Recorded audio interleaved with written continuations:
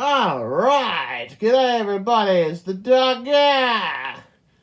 It's time for the next installment in my AC/DC album collection video series. Now we move on to arguably one of their most popular albums from 1978. It's of course the one and only Powerage.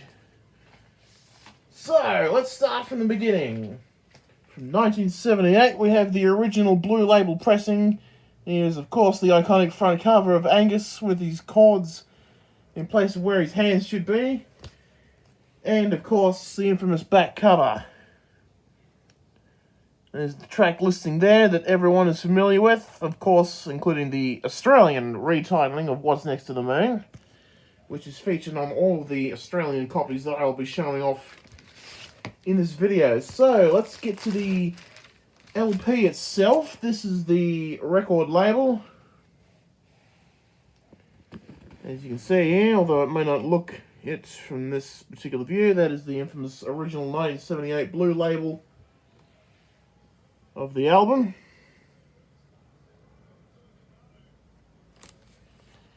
Excellent. Next version, it's a little bit later, usually listed as 1980, I believe, on Discogs, is the black label with the yellow border still intact here.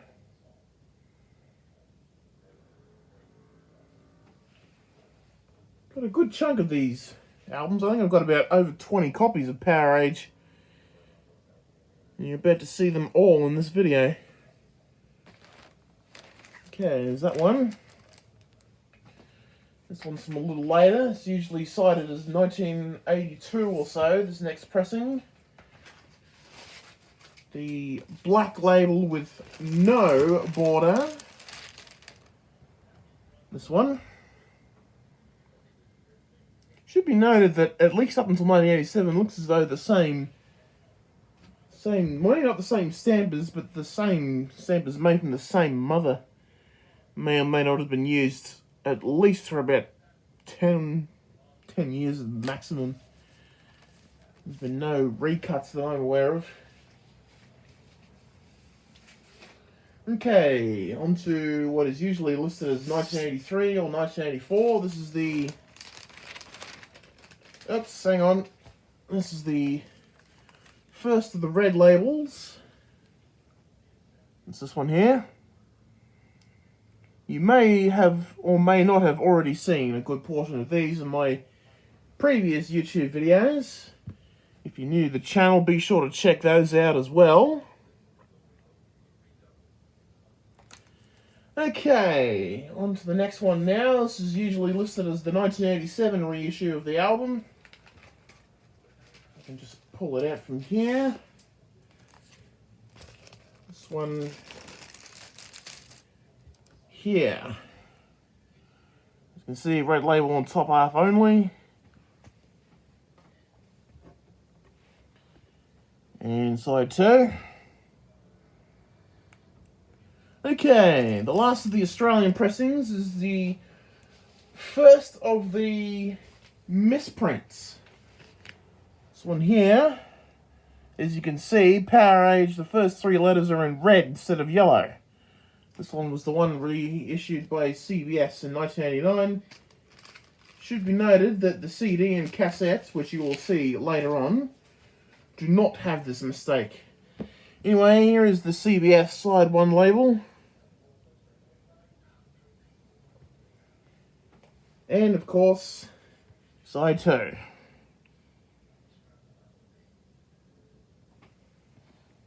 Right, that is that version. Right, now we move on to a couple of international pressings of the album. This next one here, I think is an early... Hang on, it's stuck. Here we go. I believe this is an early UK copy of the album, which has the original track listing as shown here. As you can see, no Rock and Roll Damnation. And we've got Cold Hearted Man on this particular version here. Atlantic label pressing. Side 1 here. Interesting choice how the album originally opened with Give Me a Bullet, which is one of my favourites from the album. I actually like this version of the album better. The original mixes of the album, unfortunately, have never made it to CD, which is an absolute shame. Okay, this one's a little bit later on, I think. This one probably is either German or just a generic European one. This one is the 10-song version. As you can see, it now has the single edit of Rock and Roll Damnation. This pressing still has the full version of Riff Raff. According to Wikipedia, there apparently is a version that fades Riff Raff out, but after playing this particular copy that I have, I'm guessing not all 10-song versions of the album fade Riff Raff out, because this one has the ending that we all know is pretty much the same.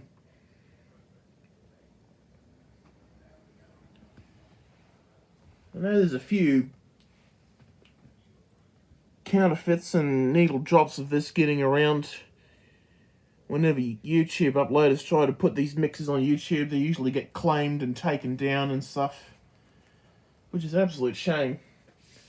Okay, now we move on to the last... No, hang on, there's still one more actually, and there's still two more.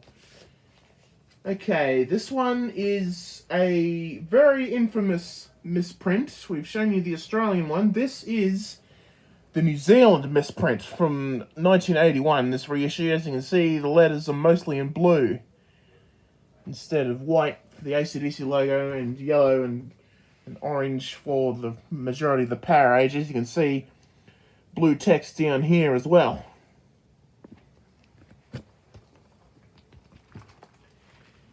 And we'll carefully pull that out now. Powerage New Zealand pressing.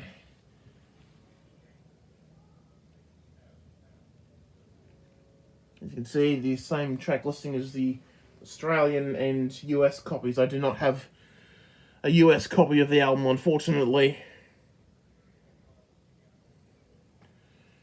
And I do not have the red Canadian vinyl either, unfortunately. I've not been able to find one of those as of late.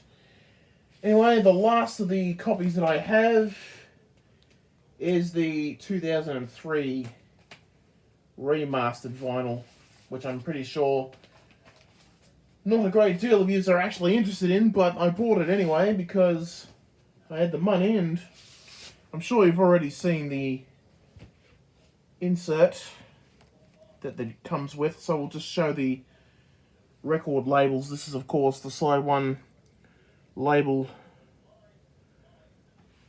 and of course the side 2 label of the remasters. Alright, those are all the LP copies that I have of this great album. Time to switch formats to the good old cassette. Unfortunately, I don't have the original 1978 paper label, although I have been looking regularly online, and I don't go to Discogs because of personal reasons. So anyway, here's the first of the cassettes that I own. Good portion of them are Australian, so let's start with this one. Of course, there's the info there. Let's pull out the J card itself to show the entire thing.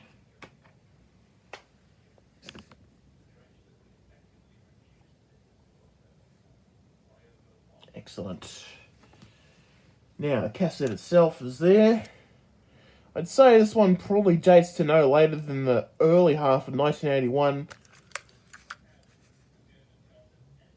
Although it could possibly be from a bit later. I'm not 100% certain when this black text actually got released. As you can see, it's got a blue tape leader, so that makes things a bit interesting at times. Okay, next one I've got is probably from around 1981 or 1982 as well.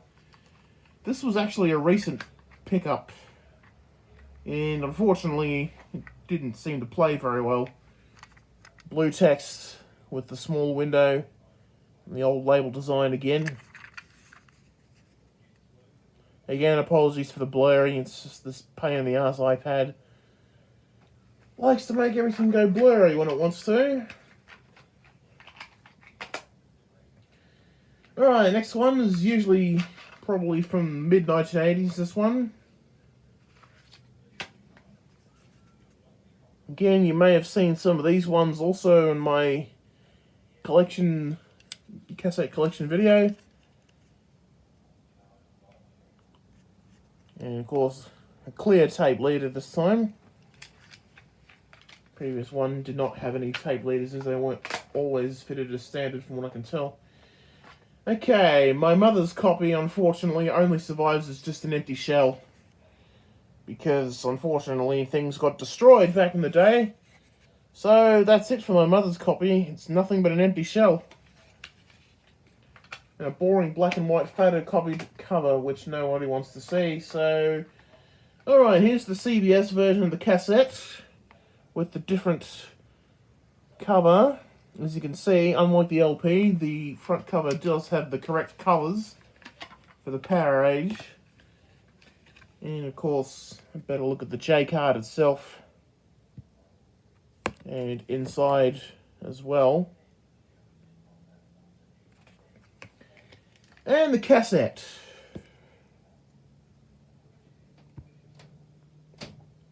Okay, it's side 1 and side 2, of course.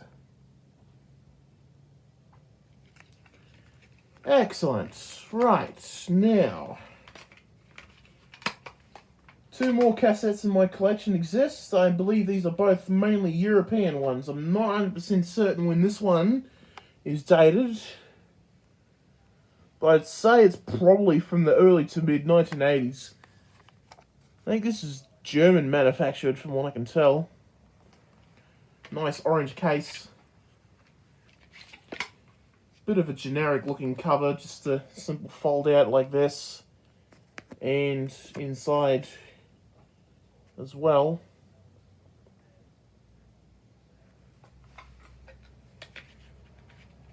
And of course the cassette itself is orange, with an orange label as well. Rather boring and generic looking. But that's that version. And the only other cassette I have, which also includes the early mix, I believe this one is a UK or European reissue from, I think I read up, this one's from probably 1990. This is the last cassette to contain the original mix. And the spine here. Just based on what I've read up online and stuff. Again, generic information inside. That's all it is, really. Very plain looking. And, of course, the cassette itself. Again, apologies for the blurry vision. This is the way it is, unfortunately. Still wish these mixes were available on the CD. But never mind. Alright, now onto the CDs. Don't have the original Australian CD, but I do have the CBS mastering again on CD. With, of course, the iconic front cover with the correct colours and, of course, the generic looking back sleeve.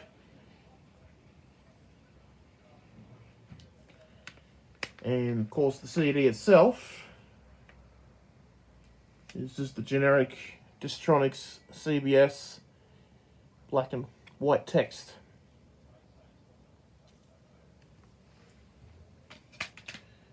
Okay, now we also have the 1995 Australian remaster, which uses the proper back cover.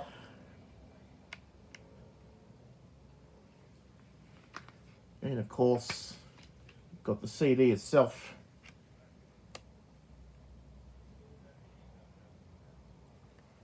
And the front insert also folds out to show the lyrics to all the songs, of course.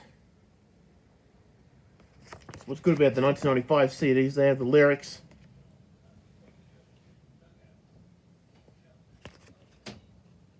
Again, you probably already know the lyrics if you're a true AC/DC fan, so you wouldn't need to look at them. Anyway, Next item I'm sure you've already seen on my channel before. If I can just put this away. Come on, in you go. There we go. This next item is, of course, in a very obscure Australian double CD, which coupled Powerage and For Those About to Rock double gold disc set. You would have also seen this on my For Those About to Rock video that I did last year on the 40th anniversary. Oops, the disc has actually fallen off the tray. Here we go, we'll put it back in. This is the disc itself. You would have already seen the For Those About to Rock disc, so I'm not going to show that again. The booklet inside is the same as what comes with the 1995 CD. Anyway, the last one I have is the 2003 remaster. Nothing really changes apart from inside the booklet, which is fairly boring. Got some good pictures though, but just showed the CD itself, that's all it is. The original case got crushed, so I had to put it in this instead. Great picture of Bond there with Cliff in the background and Phil off to the left. But that is quite a lot of copies of Powerage. Let me know what you think on this collection in the comments down below. Be sure to subscribe to the Be a Good Dog YouTube channel if you're new. But until next time, this is the Doga saying have a brilliant week, everybody. And we shall see you again.